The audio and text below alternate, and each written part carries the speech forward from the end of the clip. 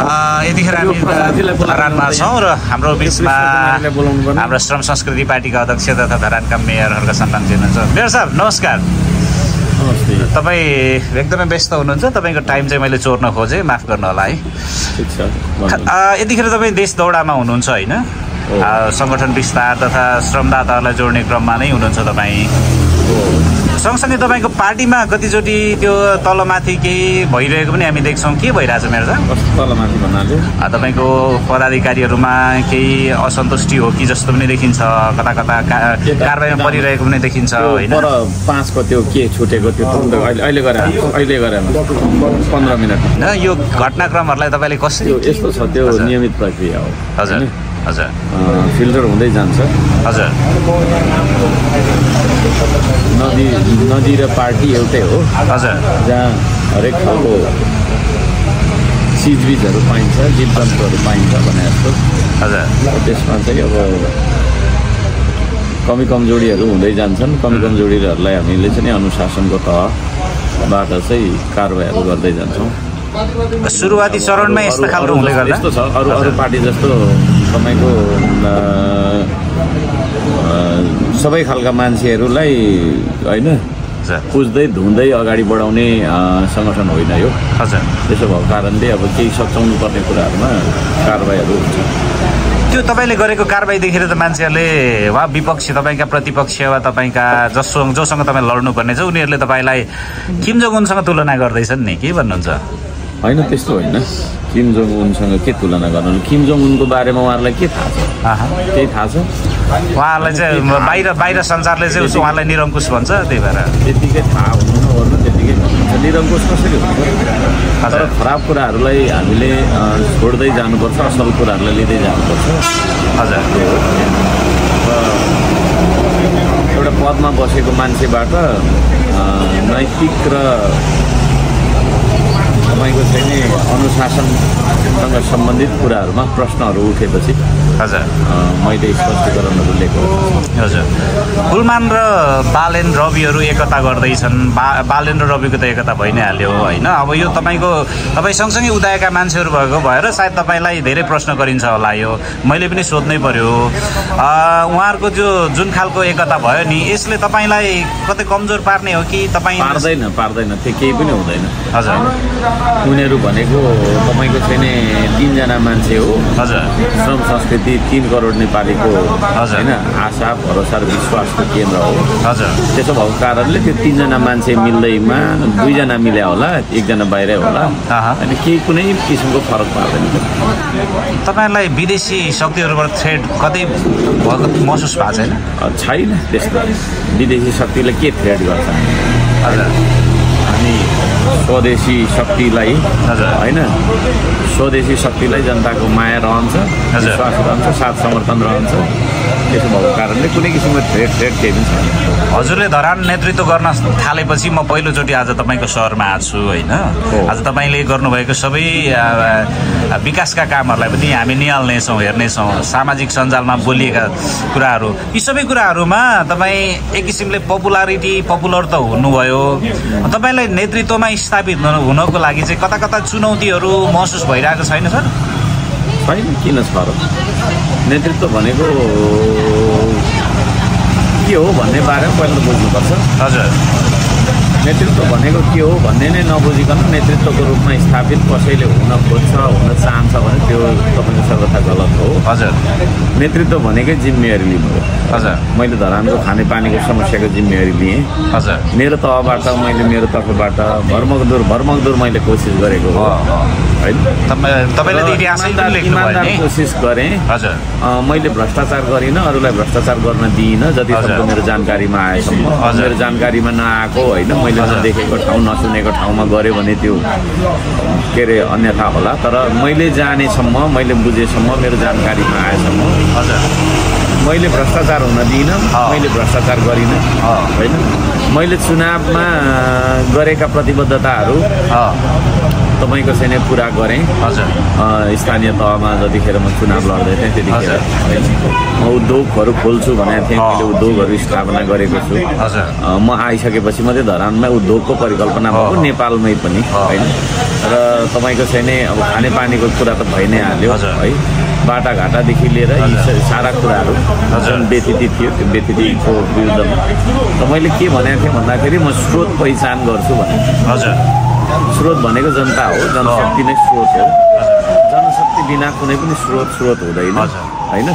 हामी तपाईँको चाहिँ नि जनसङ्ख्यालाई जनशक्तिमा रूपान्तरण गर्नका लागि मैले श्रमको अभियान चलाएँ। अहिले नेपालभरि नै चलिराखेको छ।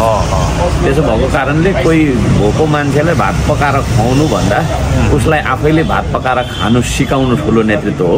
त्यो खालको नेतृत्व मैले गरेको कारणले गर्दाखेरि अब यो नेतृत्व नेपालमा अब मान्छेले त्यसो भन्दाखेरि अर्कै सम्झिन्छ। तर अब चाहिँ नेतृत्व हामीले सुरु गर्यौँ। नेतृत्व भनेको के हो भन्ने कुरा चाहिँ श्रम संस्कृतिले मात्रै देखाउँछ। तपाईँको प्रतिपक्ष को हो? प्रतिपक्ष विदेशी दलाली गर्ने, विदेशी दलालबाट परिचालित तपाईँको चाहिँ जति पनि हुनुहुन्छ पालित पोषित होइन, यो देशको स्वाधीनतालाई धराशायी बनाएर विकासको नाममा देश बेच्न खोज्ने मान्छेहरू र ती मान्छेहरूबाट परिचालित सञ्चालित पार्टीहरू हुन्। मैले चाहिँ वास्तवमा जुत्तासँग तुलना गरेको छु।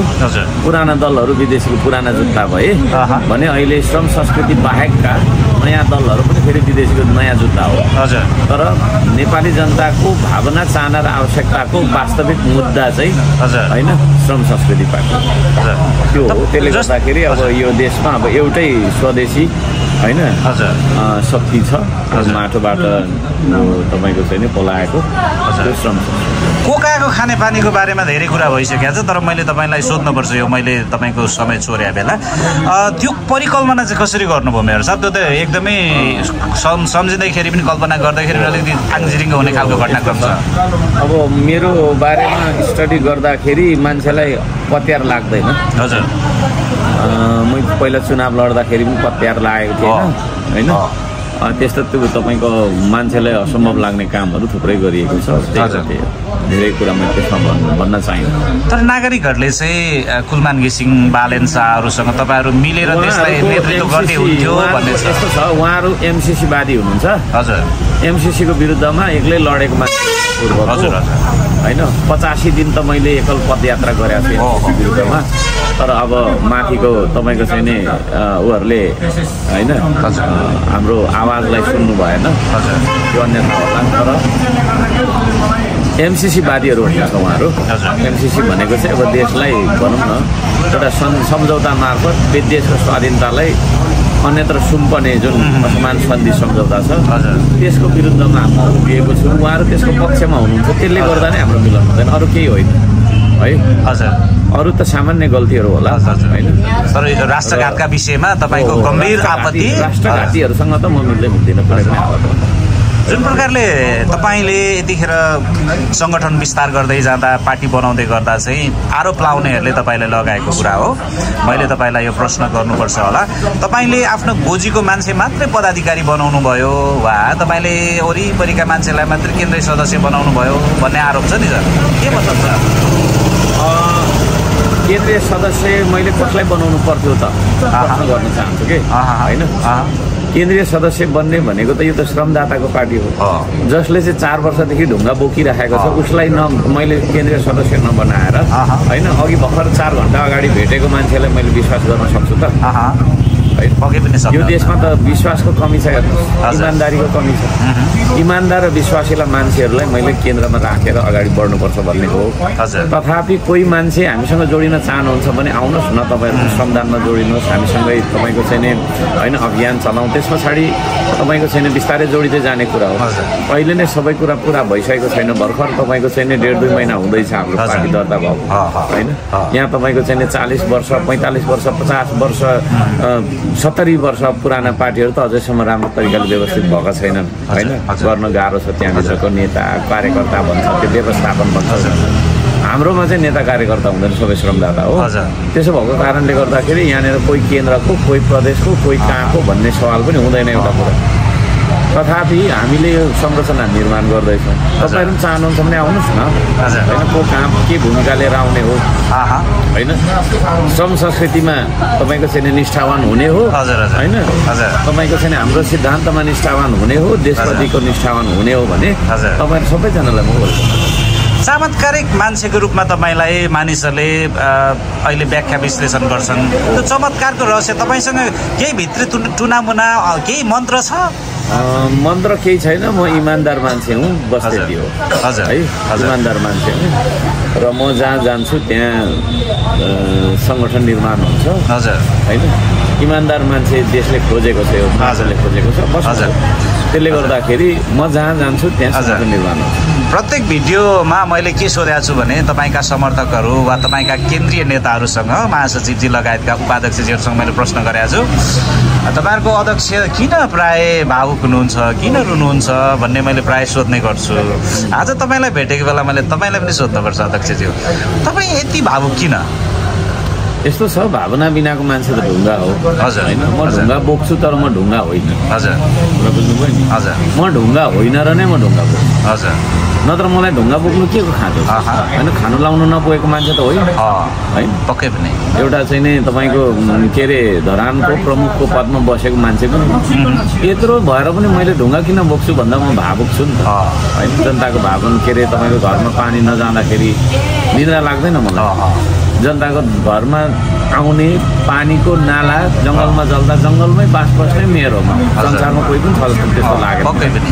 त्यसै कारणले पनि यस्ता तपाईँको वरिपरि रहेका युवाहरू सब तपाईँसँग झुमिरहेका होला, होइन त? तपाईँको त्यो एउटा देशप्रतिको जनताप्रतिको समर्पणता देखेर, प्रेम देखेर। हिजो तपाईँको चाहिँ नि यो देश विरुद्ध असमान सन्धि सम्झौता गर्दैछन् है भन्ने थाहा पाउँदाखेरि लकडाउनमा कोही एउटा कुकुर बिरालो पनि बाहिर निस्किन नदिएको बेला नेपालको झन्डा बोकेर एक्लै भानुचोकमा उभिने मान्छे पनि हुन्छ। तपाईँको इतिहास गर्विलो छ, त्यसलाई हामीले सम्मान गर्छौँ, होइन। तपाईँ भावुक चाहिँ यिनै कुराहरूले मात्रै हो कि अन्य केही छ तपाईँसँग? होइन, यस्तो छ, अब माया लाग्छ देशको, होइन। देशको माया नलाग्ने भने म कुनै एउटा पेसा व्यवसाय गरेर बसिरहेको हुन्थेँ। यो पूर्व पश्चिम खाइ नखाइ सुती नसुती, होइन। अनि रातभरि दिनभरि के गर्नु कुदिन्थेँ। तपाईँ दुब्लाउनु पनि भएछ? म दुब्लाएको, अलिक बढी नै दुब्लाउनु भएछ। तपाईँको शुभचिन्तकहरूको चाहिँ चाहना के छ भन्नुहुन्छ? त्यसमध्ये म पनि पर्छु, तपाईँको डाइहार्ट समर्थक र शुभचिन्तक। होइन, मैले पेट लाग्यो भने छरी त भइँदैन, म अहिले छरी त छु। कुद्नु पर्यो भने मलाई लाग्छ म अलिक राम्रै कुद्छु। तपाईँको खुवाइ टाइममा खाना खानुहुन्छ तपाईँले?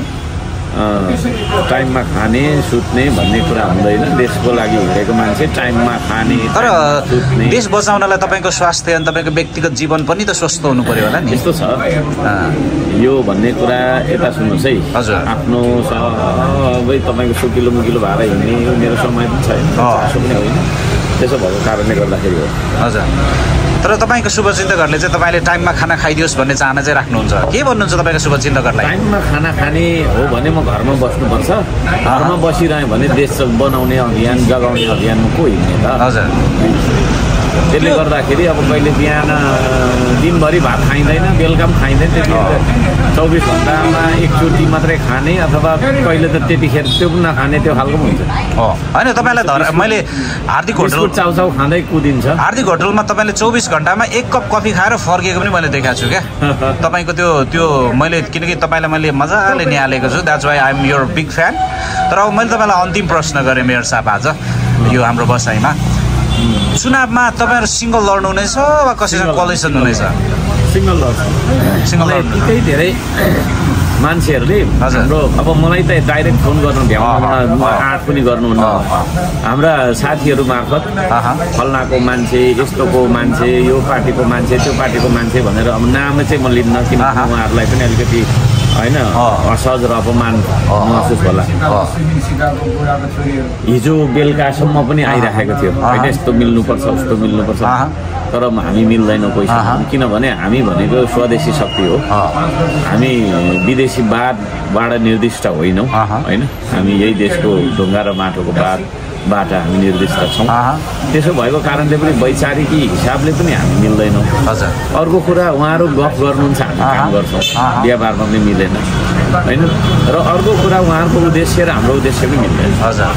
हाम्रो उद्देश्य कुर्सीसम्म मात्रै होइन, कुर्सीलाई एउटा साधन मानेर हाम्रो गन्तव्य धेरै परसम्मको छ होइन, धेरै गन्तव्य परसम्मको छ, त्यहाँसम्म हामी जाने हो। तर उहाँहरूको गन्तव्य चाहिँ त्यो कुर्सीसम्म मात्रै हो। अहिले अब भर्खर तपाईँले देख्नुभयो होइन, कुर्सीको लागि सहमति गरे नि साथीहरूले होइन, फेसबुकबाटै फल्ना प्रधानमन्त्री फल्ना सभापति भन्ने आयो होइन। जनतामा जानु कता छ कता छ, जनताले पत्याउनु कता छ होइन। भोलिको दिनमा एक सिट आउला कि नआउला है। अहिले चाहिँ तपाईँको बहुमतै आउला जस्तो गरेर फल्ना चाहिँ प्रधानमन्त्री अहिले यो चाहिँ नि तपाईँको मनको लड्डु घिउसँग खाने होइन। तपाईँको चाहिँ नि अङ्ग्रेजीमा भन्छ नि डोन्ट काउन्ट योर चिकन्स होइन बिफोर दे आर हेच्ड होइन। नानी पाउनु कहिले कहिले कोक्रो बुन्नु अहिले गरेर जुन किसिमले चाहिँ नि लागिराख्नु भएको छ। अब उहाँहरू जस्ता मान्छेहरू पनि छन्, थुप्रै छन् होइन, विकृतिहरू छ, विकृतिको विरुद्धमा होइन। तपाईँसँग बस्दा बस्दै म भावुक भइरहेको छु क्या अनेस्टली। तपाईँ यति सादगी कसरी मेरो साहब? तपाईँ एउटा लाउरेको छोरा, धरानमा राम्रै खालको एउटा व्यवस्था जीवन चलाइरहेको मान्छे, के कारणले यस्तो यो यति सादगी चाहिँ केले बनायो क्या तपाईँलाई? यस्तो छ, तडक भडक भएर पनि के गर्ने त होइन, तडक भडक भएर के गर्ने होइन। ठुलो ठालो आफूलाई सम्झेर के गर्ने, को ठुलो हो र? हजुर। हामी कोही पनि ठुलो पनि छैनौँ, सानो पनि छैनौँ भन्ने मेरो एउटा मानक छ। हजुर, त्यो मान्यता छ। वडा नम्बर 4 का अध्यक्षजीलाई तपाईँले कसरी समेटेर लानुहुन्छ? उहाँ त तपाईँसँग रुँदै चाहिँ तपाईँको पछि लाग्नु भएको छ। उहाँ डराइराख्नु भएको छ, उहाँ पार्टी छोड्नलाई डराइराख्नु भएको छ। हजुर। त्यो डराउनु पर्दैन, नडराउनु पर्छ। हुन्छ, यो महत्त्वपूर्ण समय उपलब्ध गराइदिनु। धन्यवाद। हाम्रो ओके ल डन।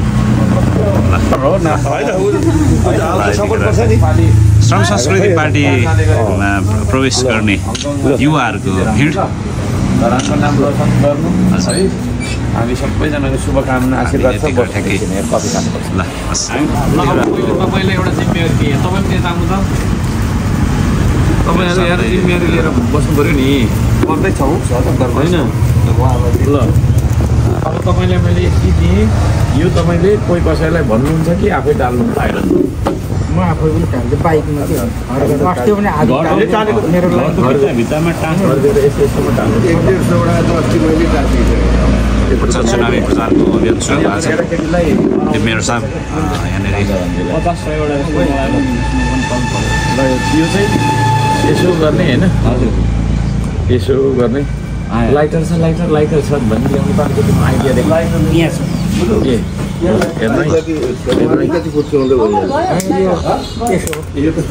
प्लेट हुन्छ नि अस्ति हामी दिनेछु मैले यहाँ यसो भाँचेर प्लेटले उठाउनु पर्छ दादी।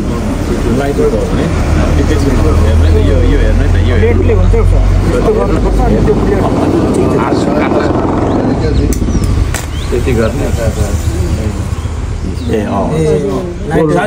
लाइटर बोल्नु पर्दैन कि यसको देखाइ मात्रै दिने। हाम्रो दत्त मामा स्यारो मामा जसरी गर्नुहुन्छ आई डोन्ट नो द्याट सक्छ यो तपाईँलाई दिएँ